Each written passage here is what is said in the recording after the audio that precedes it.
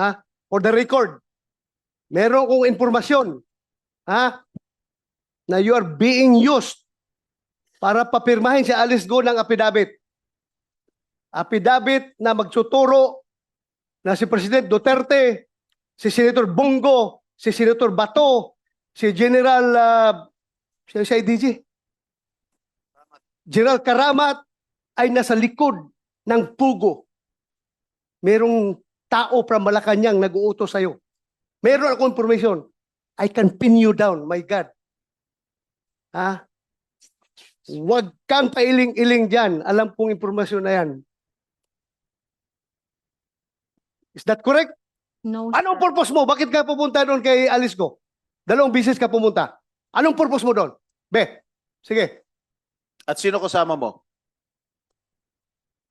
Like what I said, sir, ang kasama ko po pagpunta doon sa Indonesia ay IG po.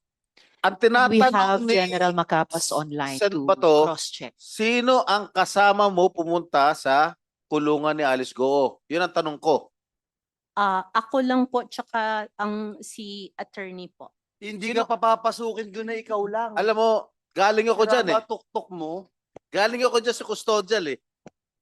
Mahirap makapasok dyan. At sino ka para makapasok doon? Ang makakapasok lang doon, abogado, pare, kamag-anak, doktor. O opisyal. Ikaw, ano relasyon mo sa kanya?